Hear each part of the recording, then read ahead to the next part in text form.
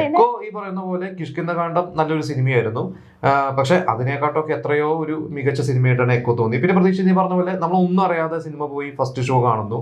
എനിക്ക് അതില് പല കാരണങ്ങളുണ്ട്. ഒന്ന്, അതിന്റെ അവരുടെ ആ ഒരു പശ്ചാത്തലം, അതിന്റെ കാസ്റ്റിംഗ് എനിക്ക് ഏറ്റവും ഇഷ്ടപ്പെട്ട, പ്രിഡിക്റ്റ് ചെയ്യാൻ പറ്റാത്ത രീതിയിലുള്ള കാസ്റ്റിംഗ് ആയിരുന്നു. അതായത് നമുക്ക് ആരാണ് അതിലെ ഹീറോ, ആരാണ് വില്ലൻ, ആരാണ് പോസിറ്റീവ് എന്ന് പറയാൻ പറ്റാത്ത, പിന്നെ അതിന്റെ അവസാന നിമിഷം വരെ, അതായത് ടെയിൽ എൻഡ് വരെ സസ്പെൻസ് നിറച്ചു വെച്ച് ആ ഒരു സിനിമ, ആ ഒരു മൂഡിൽ അവർ ആ ഒരു സിനിമ എടുത്തത് നല്ല, എന്താ പറയാ, നല്ല ഒരു രസമായിട്ട് ഒരു ഫീല് കിട്ടി ആ ഒരു സിനിമ.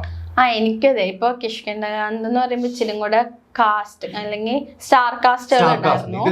ഇതില് സന്ദീപ് മാത്രമേ നമുക്ക്, കാരണം പടക്കളം കഴിഞ്ഞിട്ട് സന്ദീപ് എന്ന് പറയുമ്പോൾ നമുക്കൊരു ഫേവറേറ്റ് ആയിട്ട് വന്നതാ.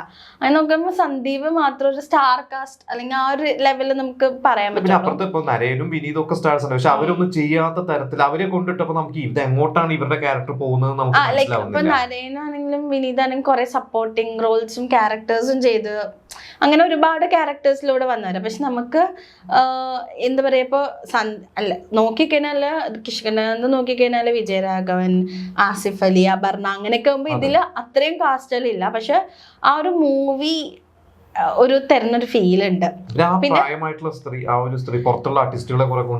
പിന്നെ ഞാൻ പേഴ്സണലി പറയുവാണെങ്കിൽ, ഇറ്റ്സ് മൈ പേഴ്സണൽ ഒപ്പീനിയൻ, ഞാൻ ഒരു പെറ്റിനെ വളർത്തുന്നതുകൊണ്ട് തന്നെ എനിക്ക് ഡോഗ്സ് ആയിട്ട് ഭയങ്കര ക്ലോസ്നെസ് ഉണ്ട്. സോ അതും കൂടി റിലേറ്റഡ് ആയിട്ട് വന്നപ്പോൾ എനിക്ക് കുറച്ചും കൂടി മൂവി ഒരു പേഴ്സണലൈസ്ഡ് ഫീൽ ആക്കി തന്നത്. കാരണം ഐ നോ ലൈക്ക് നമ്മൾ ഡോഗ്സ് എങ്ങനെയാണ് നമ്മളോടുള്ള അവരുടെ ഫീലിങ്സും അത് അറിഞ്ഞുകൊണ്ട് എനിക്ക് അതുകൊണ്ട് പ്രത്യേകിച്ച് അങ്ങനത്തെ മൂവീസും ഇപ്പൊ എനിക്ക് വർക്കാവും.